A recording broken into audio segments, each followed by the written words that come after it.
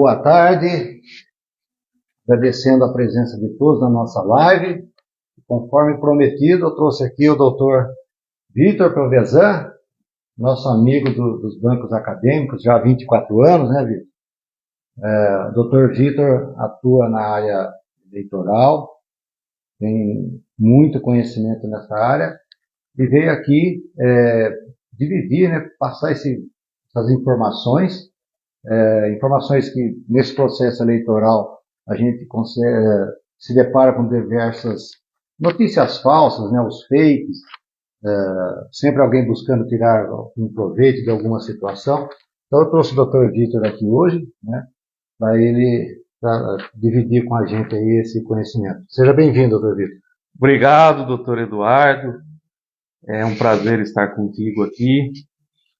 Depois de tanto tempo, sim, né, nos bancos acadêmicos, agora no exercício dessa linda profissão, linda e desafiadora profissão, todo dia que é a advocacia, né? Sim. E a advocacia eleitoral, bastante desafiadora também, né? Sobretudo nas questões dos prazos, né? Os prazos no período eleitoral não interrompem de sábado, domingo e feriado, sim, né? Então, o advogado eleitoral tem que exercer um sacerdócio diário e estar atento às normas da justiça eleitoral. Muito bom. Meu pessoal, só para ilustrar mais um pouco aqui, né, eu e o Dr. Vitor e o Marcos Tamião, que está aqui nos acompanhando, nós somos da primeira turma de formandos da Faculdade Claretiana aqui de Rio Claro. Né? E nós temos um encontro marcado com nossa turma no próximo dia 5 de outubro. Né? Vamos nos encontrar em um evento que foi organizado pelo nosso amigo José Luiz, né? Também acadêmico de Direito. Isso é motivo de muita felicidade. Então, aqui em nome do Dr. Vitor, meu amigo, eu rendo minhas homenagens a todos os formandos da primeira turma da Faculdade Claretiana aqui de Rio Claro. 20 anos de formado, né, doutor Eduardo? 20 anos de formado, sim, a nossa amizade 24. 24, exatamente. Muito bom.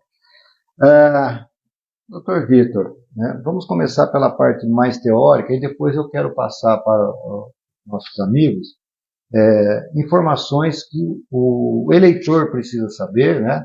E também alguns candidatos, né, precisam saber para não infringir algumas normas eleitorais. Mas o que é o processo eleitoral, o direito eleitoral, qual a importância dele na democracia? Total, né, Eduardo? Não existe um processo democrático sem existir regras, sim, né? E as regras são criadas por lei e também pela justiça eleitoral. O Brasil tem essa característica que é um pouco diferente dos outros países. A lei conferiu à justiça eleitoral um poder de normatizar as eleições, né? Se certo ou se errado, é uma técnica que tem sido usada no Brasil. Vamos, por exemplo, fazer uma analogia aqui com os entorpecentes. A lei não define o que é entorpecente. Sim. Né? É a Anvisa que vem e cria uma relação de substâncias que são consideradas ilícitas. Infelizmente, eu digo isso, talvez até por uma inércia do nosso legislador, não seria possível que apenas o legislador criasse normas eleitorais, porque o processo eleitoral é muito dinâmico, né? E acontecem coisas que a gente nunca imaginou, né? Nós estamos agora enfrentando um problema da inteligência artificial, né?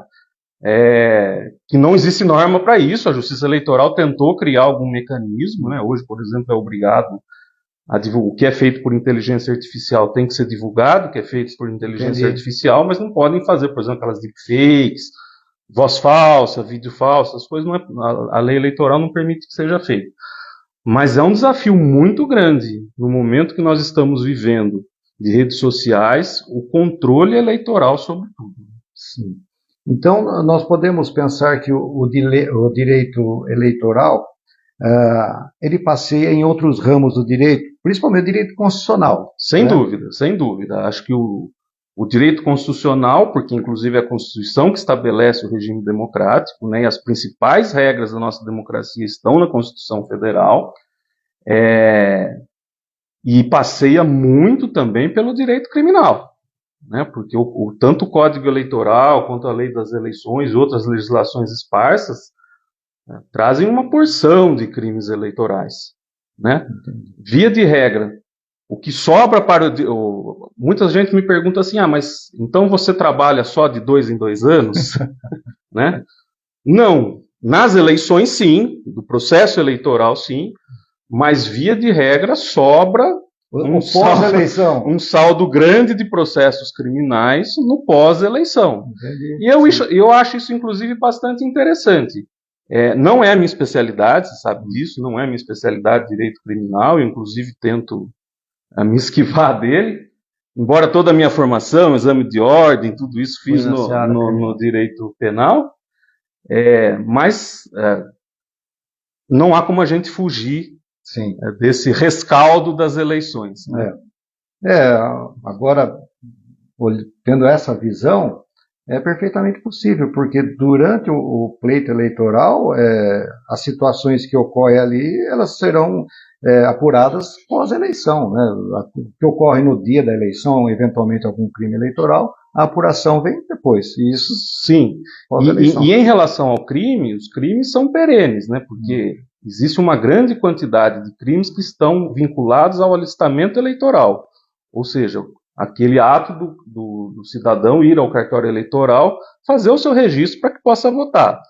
Tem muita transferência falsa, apresentação de documento falso para fins de registro. Então, assim, em relação à parte criminal, é uma parte perene do direito eleitoral. Né? Muita gente me pergunta, mas por que o cartório eleitoral funciona todo ano, se só nessa época? Porque tem essas questões. Perfeito. E aí, hoje, né, com as mídias, as redes sociais, e as pessoas também com acesso a essas tecnologias, a gente vê muita crítica à justiça eleitoral, principalmente nas eleições majoritárias passadas, né? Mas, assim, tecnicamente, como o senhor vê a atuação da justiça eleitoral? Bom, eu vejo que a justiça eleitoral tem que ser muito firme. Né? Se nós não tivermos um judiciário firme diante dos desafios, nós vamos perder as rédeas do controle da democracia. Né? Obviamente, e aí isso faz parte da história da humanidade, eu também vejo que muitos abusos são combatidos com abusos. Né? Mas essa é a lógica da guerra. Né?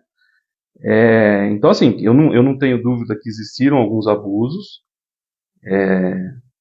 talvez na linha equivocada de que os fins justificam os meios, né? Admissível, mas eu não acredito. Mas, particularmente, acho que é a minoria das decisões que ocorreram com base...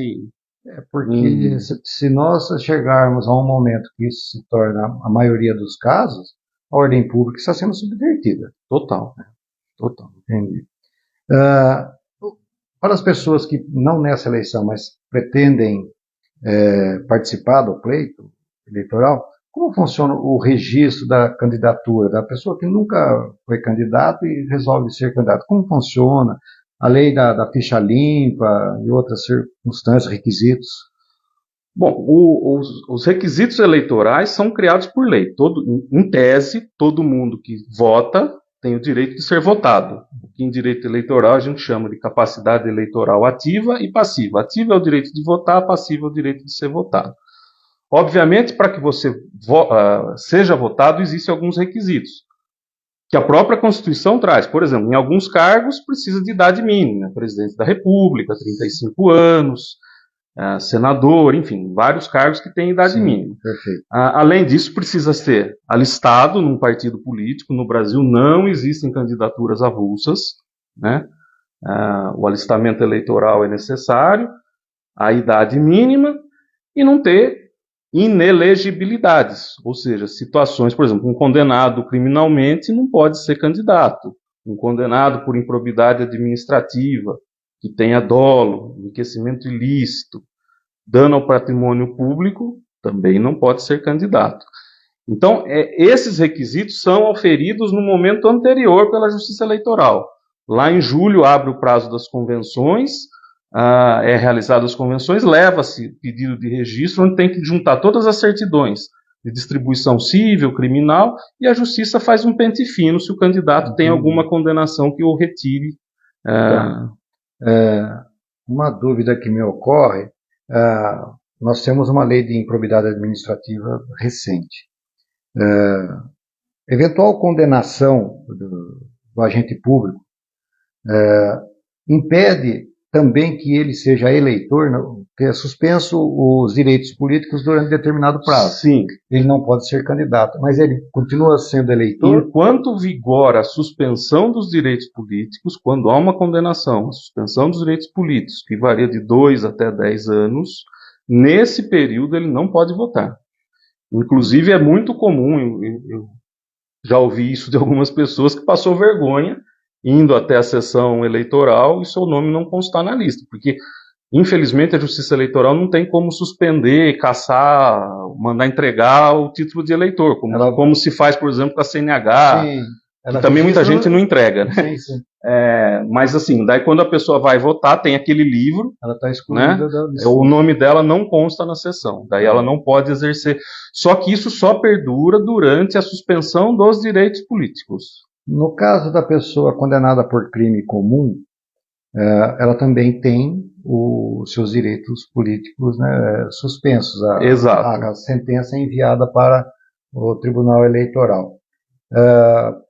Esse período também é compreendido somente durante o cumprimento da pena ou tem também alguma carência após o cumprimento da pena? Para votar durante o cumprimento da pena. Né? Para ser votado, aí entra a lei da ficha limpa, que ela estende por 8 anos após o cumprimento da pena.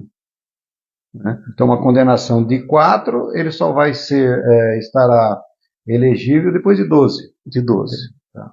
Mas após os 4 ele volta a votar. Isso. E alguns votam, essa também é uma questão interessante, né? Alguns votam na cadeia quando não tem decisão transitada em julgado, né? Porque a gente tem que lembrar que o presídio não é formado só de pessoas condenadas, né? Tem muitas pessoas aguardando julgamento. Sim, né? As pessoas... esse voto para esse preso provisório, né, que é aquele que não foi condenado, ele tem o caráter obrigatório?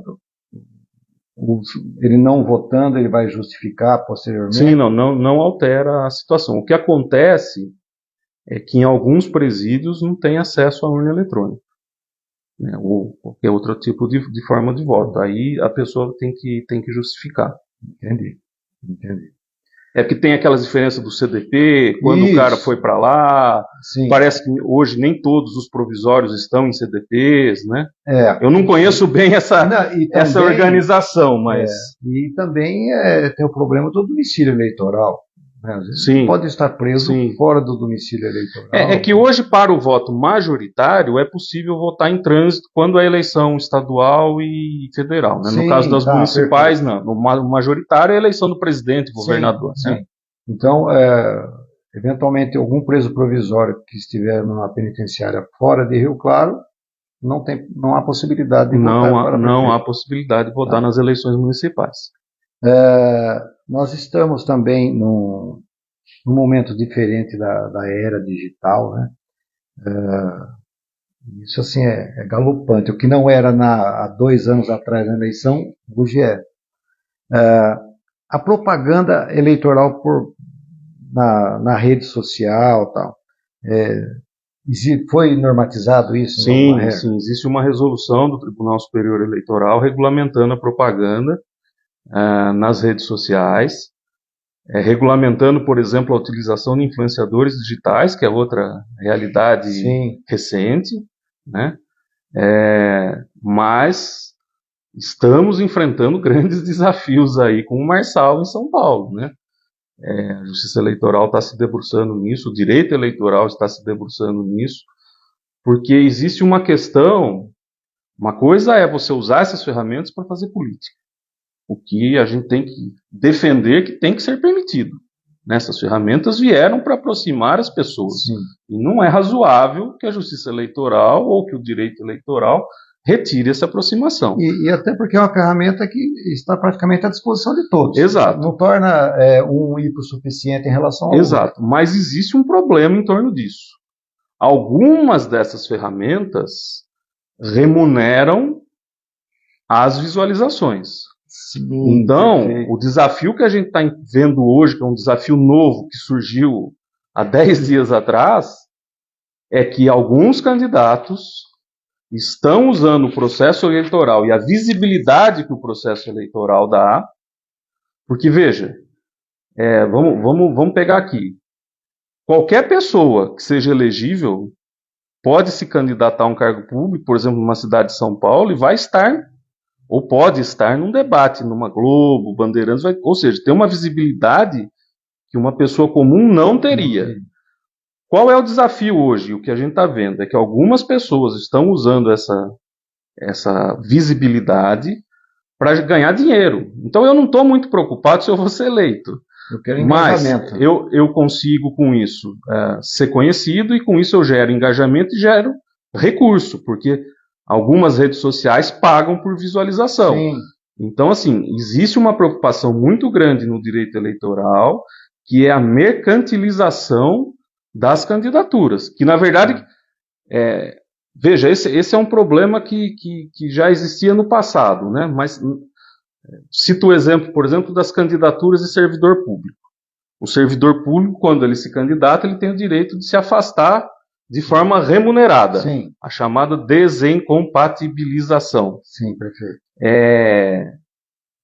O Ministério Público, em determinado momento, observou que vários servidores públicos se afastavam e tinham 1 ou 2 votos. Ou seja, não é razoável, ou a pessoa é tão ruim a ponto de só ter o voto seu e da sua esposa. Existiram casos de servidores públicos que sequer o seu próprio voto teve. Zerou. Utilizava esse período como descanso. Exato, ou seja, era um descanso remunerado. Então, assim, me parece que há uma analogia com o que está acontecendo agora. Era uma forma de ganhar dinheiro sem trabalhar. E acho que a gente está enfrentando esse desafio nesse momento. Puxa, mas a questão da rede social, a utilização do pleito eleitoral para monetizar, eu não havia pensado. Como eu disse, né, quando anunciei a vinda do Dr. Vitor, eu tenho dúvidas, né? Porque o advogado ele não consegue ser tão polivalente, né, de saber de todas as áreas do direito. A especialização é que leva ao alcance de alguma excelência no trabalho, né? Não tenha dúvida, né? Eu costumo dizer, por exemplo, tenho muita dificuldade com o direito penal, tenho muita dificuldade com o direito tributário, que são assuntos que eu não gosto, né? E aí é um tormento trabalhar com uma situação vira um tormento trabalhar. Então, assim, eu acho que tal qual a medicina passou por esse evento no passado, vejo que a odontologia passa isso hoje, porque a minha esposa é dentista, um beijo para ela que deve estar assistindo. A advocacia também precisa ter especialistas, sim, né? E inclusive eu vejo isso uma grande dificuldade no direito eleitoral, né? Existem poucas pessoas trabalhando com direito eleitoral e isso às vezes gera alguns problemas também nos processos eleitorais, né? É porque essa falta de especialização ela acaba gerando uma aventura para o profissional e que também pode gerar algum prejuízo para a pessoa que ele está representando, né?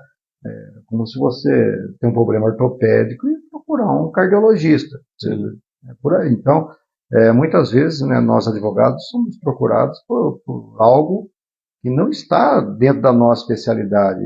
Eu acho que tem que ter esse momento de reflexão, falar, eu vou indicar alguém de confiança que milita na área, ou não vou fazer, né? E até para nós advogados é uma situação, pelo menos é o meu pensamento, às vezes não tem tempo de pegar um assunto que a gente não domina. Exato, demanda muito. Ou seja, a gente tem que parar tudo. Exato. Para ter um mínimo de dedicação sobre aquele assunto, ciente que talvez não atingiremos um nível mínimo razoável. Sim. Então, assim, são coisas, por exemplo, que acho que a gente tem que pegar aquilo que a gente domina. E todo e qualquer processo, não sei se o doutor pensa como eu, não é feito somente de conhecimento do direito material, mas ele é feito de estratégias processuais, né? Dentro do direito nós temos que pensar em que momento eu vou apresentar isso, ou eu sou obrigado a apresentar isso agora, posso postergar, né? Isso vai servir de ferramenta para o inimigo ou não. Então, nós sabemos que matar é crime, mas a lei não nos proíbe de matar, né? Porque ela estabelece a consequência. A consequência, porque qualquer pessoa pode matar em defesa própria, de terceiro, né? Então, eu conheço o direito de matar, tudo bem, mas pode matar em algum momento. Sim, então, sim. Todas as áreas do direito nós vamos encontrar. E hoje mais ainda, né? Com o nosso judiciário atarefado como está, se não tiver uma estratégia de defesa que não pode passar só pela defesa do direito material, é arriscado para os clientes. Sim, né? Não tenha dúvida. Aqui no escritório a gente se depara com situações que eu me sinto na obrigação de levar para o cliente as consequências do ato dele que eu estou vislumbrando, né? Porque senão você vende fumaça. Todos os ramos do direito, isso no direito civil, no eleitoral, no criminal, o advogado, se ele for especialista, ele consegue antever, né, o resultado daquilo e traçar estratégias para minimizar aquela situação desfavorável ao cliente ou evitar aquela situação desfavorável ao cliente. Bom, você que está chegando agora, estou aqui com o Dr. Vitor, falando sobre o processo eleitoral.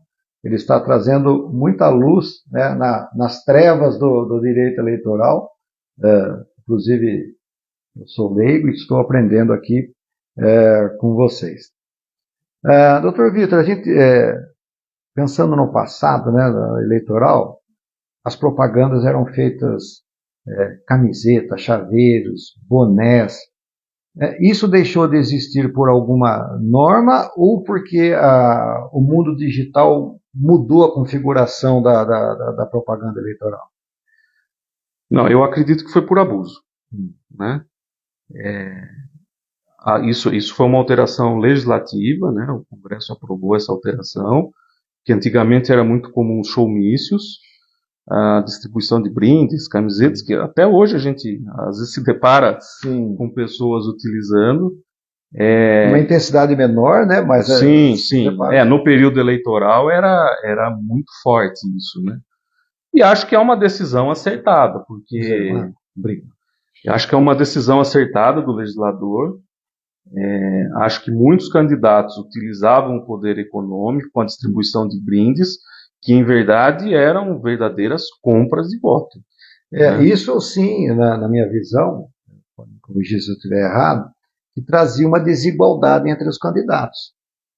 O dinheiro fazia muita diferença, sim. Não que hoje não faça. Sim. Né? Mas as redes sociais elas deram um equilíbrio, né? Desde que não haja ultrapassar os limites, porque a rede social ela está aí para todos. Eu acho que a rede social ela teve a vantagem, por exemplo, de igualar, de trazer um pouco de igualdade. Sim. Porque, por exemplo, essa questão do tempo de TV, estava refletindo esses dias, né? Antigamente, um candidato que tinha tempo de TV tinha tudo, né? Hoje, um candidato que não tem tempo de TV, ele tem uma outra ferramenta, que são as redes sociais. Penso eu que, inclusive, é mais forte do que a TV. Confesso, por exemplo, que nesse pleito eleitoral, eu não assisti nenhum programa eleitoral. Somos dois. Porque, assim, é uma realidade nossa dos tempos modernos. A gente não assiste mais TV, né?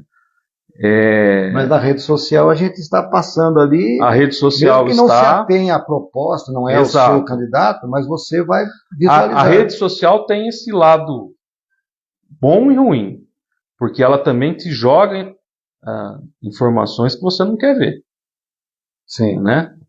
que são os chamados impulsionamentos. Então, hoje é possível você pagar para uma rede social para que ela mostre determinada propaganda para determinada localização. Eu ia fazer essa pergunta, porque hoje eu não, ou pelo menos não tinha observado, nenhuma propaganda impulsionada. Hoje eu vi. Então a minha pergunta é, está liberado o impulsionamento? Porque aí ele acaba causando uma desigualdade, né? Está. Tem regras para isso, mas é permitido fazer. E eu acho que realmente não faz sentido, talvez, vedar.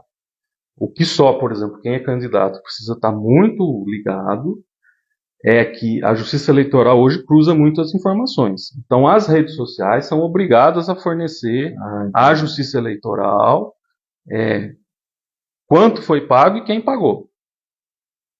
Então, assim, precisa tomar um cuidado, por exemplo, se investiu muito nisso, pode caracterizar no futuro lá um abuso de poder econômico. Sim. Então, é algo que também precisa ter um pouco de cuidado.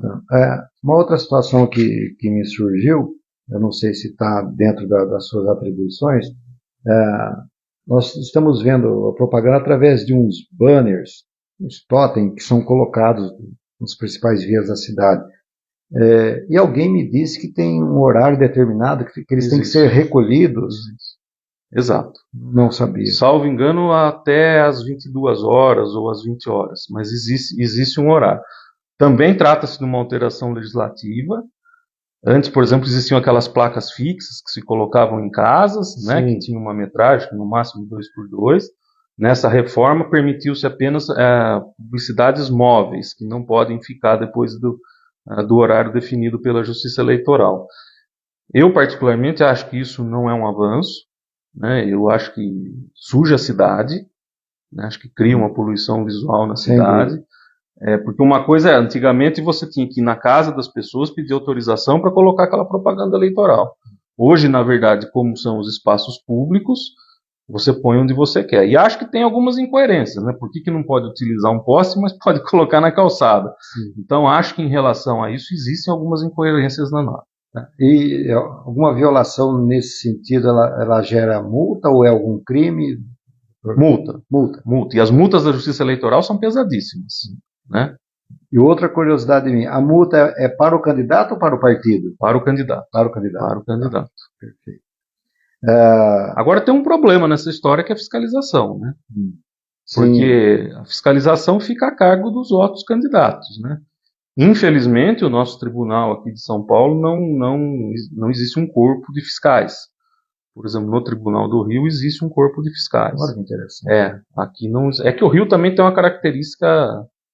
Lá os abusos são meio elevados ao público. Eu consigo entender.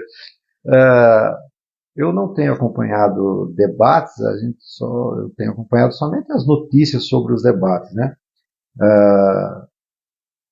E eu percebi ofensas e tal. Então essas ofensas e agressões físicas, né? A lei eleitoral, ela veda ou ela utiliza o direito penal como a agressão física ou ataques à honra? Utiliza o direito penal comum ou a própria lei eleitoral tem as suas vedações? Em relação, por exemplo, à calúnia, existe a calúnia eleitoral, né? Obviamente, eu acho que a gente tem que ver o processo eleitoral como um momento em que deve se permitir o direito à crítica, né? Eu acho que a gente não pode tratar como o direito penal trata. Eu acho que a gente, no momento eleitoral, a gente precisa ter uma flexibilidade, faz parte criticar, faz parte apontar os erros do adversário, faz parte levantar o passado. Agora, infelizmente, acho que a agressão, isso não faz parte, isso vai para a esfera criminal, justiça comum, né? Não fica na justiça eleitoral, mas acho que fica para a justiça eleitoral um desafio de como combater esse tipo de atitude, né? E até mais, eu acho que eu assisti a alguns debates. Infelizmente, o debate hoje me parece que não serve para nada, né? Porque assim, não se debate proposta, não se debate absolutamente nada, né? Então, assim, É interessante que o debate deveria ser para fomentar ou para demonstrar se o seu adversário tem conhecimento do que ele vai enfrentar e como ele vai enfrentar, né? Mas o pessoal parece que leva isso para... Ele não quer mostrar o quanto ele é bom, ele quer mostrar o quanto o outro é pior. Eu acho assim, nós estamos vivendo, isso extrapola o direito eleitoral, né? Eu acho que a nossa sociedade está vivendo hoje de inimigos. Eu não posso mais ter uma ideia diferente da sua e conviver em harmonia, né? Parece que se você tem uma ideia diferente da minha, você é meu inimigo, né? Então, assim, eu acho muito triste a gente estar indo para esse caminho. Os extremos são perigosos, né? Muito. Né? Os extremos levam a essa situação de que se você gosta de azul, eu gosto de preto, acabou. Não há um meio termo, não se entende que não existe totalmente certo, totalmente errado. Né? As ideias precisam se harmonizar, né? E mais do que isso, eu acho que o que falta talvez uma percepção é que essa tensionamento leva apenas a favorecer uma ou duas pessoas. Sim. Né? Porque são aquelas pessoas que pensam de forma antagônica, elas, quer ou não, estimulam um rompimento. Sim. E esse rompimento leva a pessoa que tem que ser do lado A, tem que ser do lado B. Sim, né? Exatamente. Então, assim, eu acho... Polariza o debate. Inclusive, essa é uma questão interessante que a gente vive enquanto operador de direito eleitoral, e o doutor também vive enquanto operador de direito penal, porque as pessoas confundem um advogado com o cliente. Com o cliente, né? Não, porque ele está advogando para tal pessoa, então ele é meu adversário. Não. Eu costumo dizer, já ouvi muito disso, né? Pô, o cara lá... até pela quantidade de advogados que a gente tem, não é um advogado que vai deixar de fazer que não vai ter outro que vai fazer. Com certeza. E em relação ao direito penal, eu sempre falo o seguinte: ainda bem que existe advogado que defenda. Porque se em algum momento existir alguma pessoa que não tem um advogado para defendê-lo, essa pessoa jamais vai ser condenada. Exato, né? Exatamente. Essa visão deturpada, ela sempre aparece com alguns oportunismos, né? Então, isso o advogado, ele é essencial à administração da justiça. Está lá na Constituição. Qualquer pessoa vai ter direito a um advogado. Né? Exato. Se todos recusarem, todos próximos, vai vir alguém de fora que vai fazer, né? E assim, eu, por exemplo, estou nessa área aí desde que me formei, estou nessa área, porque assim, a gente trabalha com direito público, dificilmente quem trabalha com direito público se afasta um pouco do direito eleitoral, porque está muito... Mas eu nunca fui filiado político, nunca fui filiado a partido político nenhum, e infelizmente as pessoas confundem essa questão. Né? Eu imagino porque... o advogado criminal sofre muito com isso, né? Inclusive de quem não deveria ter preconceito. Sim. Né? O Ministério Público e magistrados. Porque o Ministério Público ele não é a voz da verdade no processo. Exato. Ele é uma voz. Ele é uma voz assim como o advogado é a outra voz. Exato. Né? E só existe Ministério Público, existe o advogado e existe o juiz. Sem essas duas vozes, não há condenação. Não pode existir condenação. Né? Sim. Quais os principais crimes eleitorais aí que talvez a gente até visualize alguma conduta no dia a dia durante o pleito e não identifica aquilo como um crime eleitoral? O crime mais grave eleitoral é a corrupção eleitoral, que é vulgo compra de votos. Né? Oferecer qualquer tipo de vantagem, que não precisa ser financeira, né? Em troca do voto. Mas a gente tem outros crimes interessantes. Por exemplo, existe um crime recente agora, introduzido pela lei, acho que umas 2 eleições atrás, que é de distribuição maciça de santinhos nas ruas. Porque antes era muito comum, por exemplo, você passava nos colégios eleitorais, a turma passava de madrugada jogando santinho, porque infelizmente isso é uma realidade que eu já constatei muitas vezes trabalhando com direito eleitoral, é que muita gente pega um santinho do chão e Na última hora. entra na sessão eleitoral para votar com aquele santinho, né? Então esse é um crime interessante, porque ele tem vínculo com o direito ambiental também, né?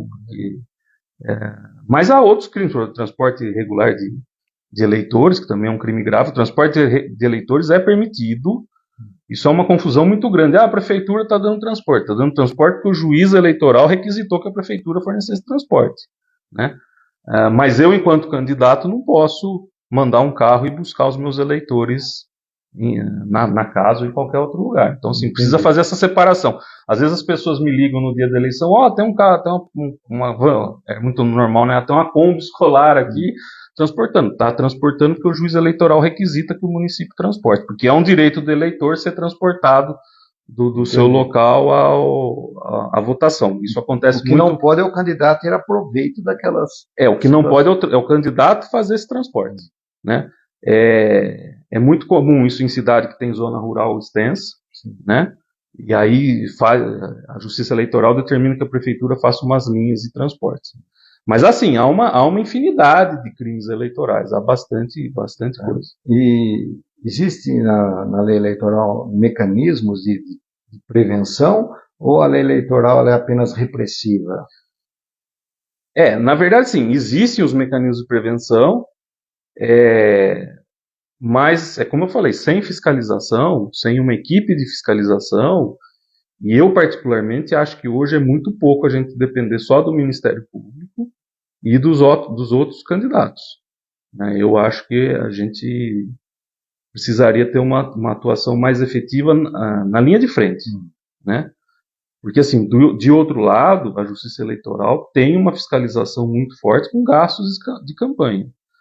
A gente não tem ideia da quantidade de informação que eles cruzam para ver que se a pessoa sonegou ou não um gasto eleitoral. E esses crimes eleitorais, quais as penas que são atribuídas? Existe previsão de pena de prisão ou só multa? Existe. Pena de reclusão, se eu não estou enganado, acho que a maior é de 6 anos nos crimes eleitorais. O grande problema é que dificilmente o crime eleitoral é um crime isolado. Aquele crime vai ser isolado. Então, por exemplo, a pessoa quando comprou o voto, ele não comprou o voto de uma pessoa, né? Então, muitos casos dá crime continuado. Entendi. Outros casos dá concurso, muito, muito comum, concurso formal de crimes. Mas assim, eu confesso para você que nessa experiência toda que eu tenho, eu conheço um processo que tem uma pena de prisão em regime semiaberto. Não é comum você ver uma pessoa presa, a não ser o que é muito comum a gente vê no dia da eleição, que também é crime boca de urna, né? Aí boca de urna, flagrante delito, mas aí faz termo circunstanciado. É considerado menor potencial ofensivo. E agora, então, ele também pode ser uma pergunta técnica, né? Se o doutor falou que cabe termo circunstanciado, então nos crimes eleitorais também cabe acordo de não persecução penal. Também cabe. Esse foi a única questão que eu acho que o Ministério Público aí tem que levar em consideração, eu acho que tem que levar em consideração o quanto aquele crime afeta o regime democrático, que eu não acho que deveria oferecer exclusivamente em relação à pena, mas também pensar o seguinte: olha, é um crime que de alguma forma atenta contra o regime democrático. Sim, né? É verdade. Então, que é uma coisa que eu não tenho visto, não é minha área, mas eu não tenho visto o Ministério Público muito atento a essas questões no direito criminal. Ela simplesmente vai pela pena e... Entendi. Sobre financiamento dessas campanhas, como está ocorrendo, né? É somente o fundo eleitoral? Como que... Essa é uma questão polêmica, né? Eu particularmente era a favor do financiamento público de campanhas. Achava que... Só que eu sou a favor que seja exclusivamente público. Não exista outra possibilidade de financiamento. Hoje a lei permite o financiamento público, que é o fundo partidário, mas também permite doação de pessoas físicas. E aí, fiquem atentos a quem está nos assistindo. Há um limite para doar, que é 10% do rendimento bruto do exercício anterior declarado no imposto de renda. Então, uma pessoa que ganha R$ 5.000 por mês, ela vai ter mais ou menos 60 de rendimento bruto, considerando 13º, férias, ela pode doar no máximo R$ 6.000. Perfeito. Quem doa mais que isso está sujeito a penalidades da Justiça Eleitoral. Então, fiquem atentos, porque assim, o que a gente também tem visto na prática é que o Supremo, na verdade, aí não é uma alteração legislativa, o Supremo declarou inconstitucional o financiamento por empresas de campanhas políticas. E o que na prática a gente tem assistido é que as empresas continuam doando dinheiro por meio de pessoas físicas, né? Então, assim, isso inclusive é crime também, né? A empresa não pode pedir que um determinado trabalhador vá lá, que ela pague para o trabalhador fazer isso. Isso infelizmente tem acontecido, e é importante que as pessoas fiquem atentas para não entrar nessa fria, que é uma grande fria. E isso vai pegar, não é que corre o risco de pegar, vai pegar, porque a Receita Federal vai informar, que hoje tudo tem chamado recibo eleitoral. Esse recibo eleitoral bate na Receita e bate na Justiça Eleitoral. Então eles sabem, eles cruzam. A pessoa que estiver sendo utilizada como laranja para fazer, muito provavelmente ela não vai declarar isso no imposto de renda dela, mas vai chegar para a Receita que ela doou. Ela já vai cair na malha fina. Exato. Você sabe que eu tive um caso curioso, que numa determinada eleição, o Facebook, ele não estava vendendo publicidades diretamente aos candidatos. Ele vendia por intermédio de terceiros. E uma dessas empresas que vendia, ela teve uma operação da Polícia Federal de crime, de sonegação fiscal, lavagem de dinheiro, que não tinha nada a ver com direito eleitoral. Mas gerou um alerta, tiveram centenas, se não milhares de candidatos que caíram, que a Justiça Eleitoral abriu um procedimento para investigar o porquê que repassaram dinheiro a essa empresa. E, na verdade, repassaram essa empresa porque ela vendia anúncios do Facebook. Mas muitos candidatos tiveram que explicar o porquê que compraram os serviços de determinada empresa. Porque hoje, com a tecnologia, tudo no digital deixa rastro. Né? Desde os seus celulares, ele deixa rastro por onde você anda. O que você usa seu CPF, muito fácil de cruzar informações. A fiscalização do financiamento das campanhas, ela é somente feita pelo cruzamento de dados ou quando surge uma situação pontual, ou há uma fiscalização contínua na busca de controlar gastos? Não há.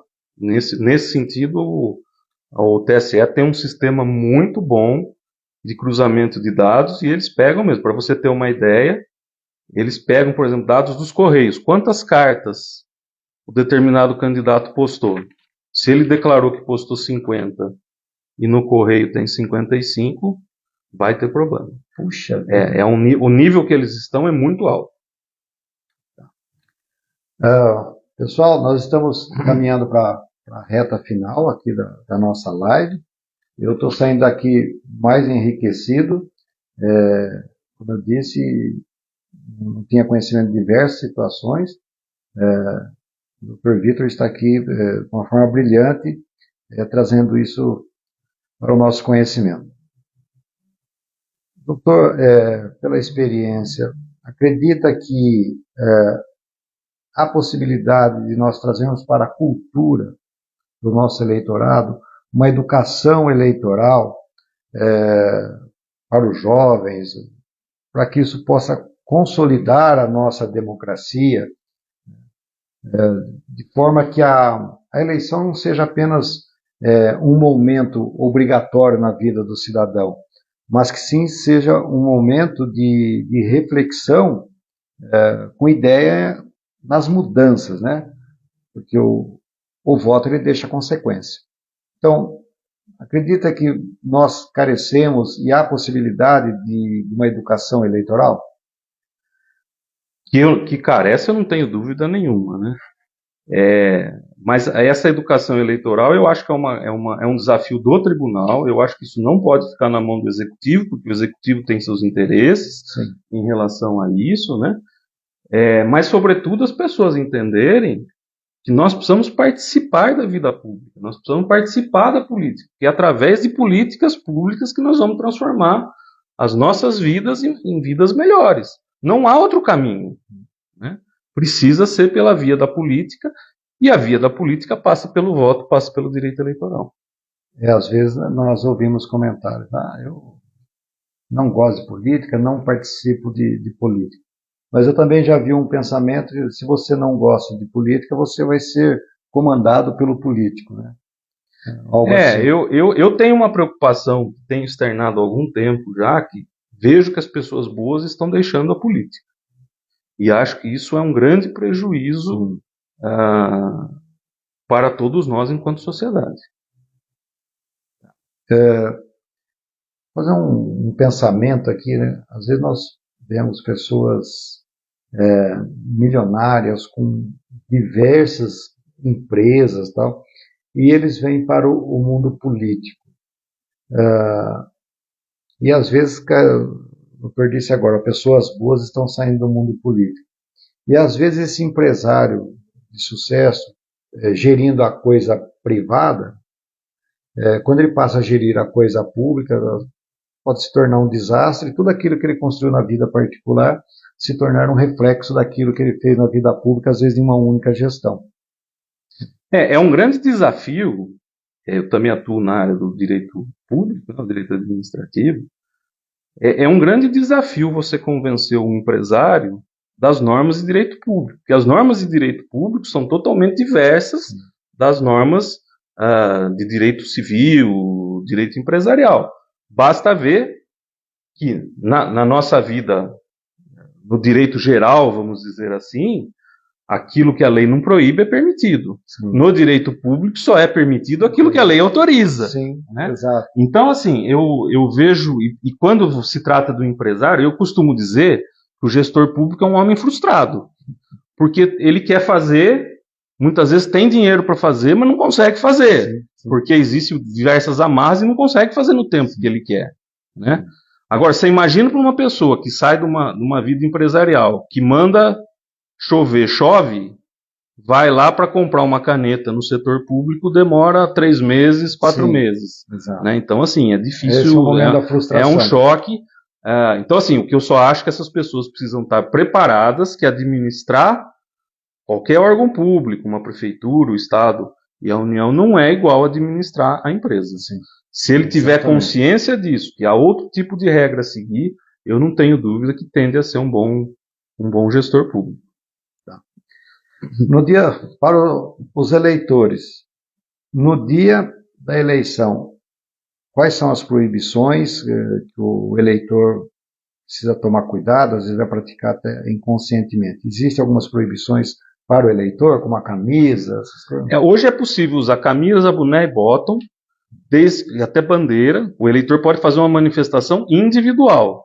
Mas eu não posso combinar com você, vamos ficar na porta de tal escola com uma camisa, bota e bandeira, isso já parte para ser boca de urna. Tá. Né? E outra coisa que, infelizmente, inclusive aqui em Rio Claro, é muito comum e não é permitido, é o candidato ficar na porta da escola. O candidato ele só pode adentrar na escola para votar.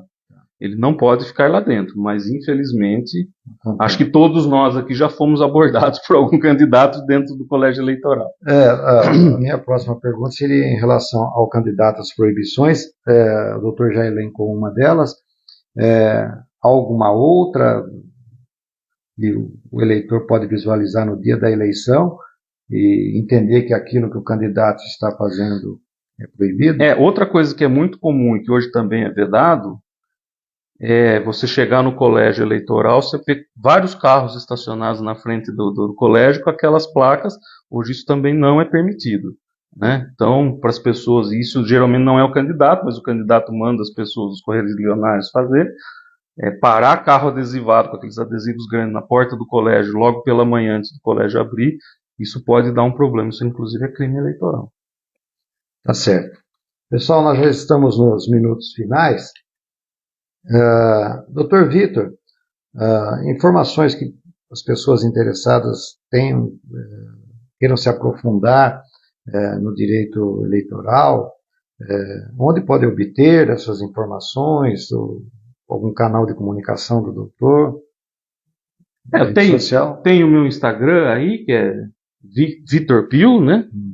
E estamos à disposição aí. Se tiverem de dúvidas, estamos dispostos aí para ajudar a ter uma sociedade mais justa e igualitária. Sim, o grande desafio é tornar tudo isso justo, né? E depois disso, obter frutos favoráveis, né, à vida em sociedade. A gente sabe que sempre haverá divergências entre, desde o momento político até no seio social, as pessoas se divergem. Mas isso não pode torná-las inimigas. E que bom que seja assim. Sim, é a essência da democracia. Exato, né? Cada um acho que a gente tem a sua voz, tenha respeitado o seu momento de ter voz, e quem gostar da ideia, se não gostar também, não há problema algum. Essa é a essência da vida em democracia. Mais alguma coisa, doutor? Tal qual o direito, né? Sim. Que é ouvindo as duas partes. Por isso que eu gosto do vinil, doutor. Tá certo. O vinil, para saber se ele é bom, tem que o lado A e o lado B. Doutor, agradeço muito a sua participação, o convite. É sempre um prazer receber um amigo aqui. Muito embora a gente não tenha se visto constantemente, mas a amizade nós podemos. Cada um correndo do seu lado, mas eu não tenho dúvida que a nossa amizade sempre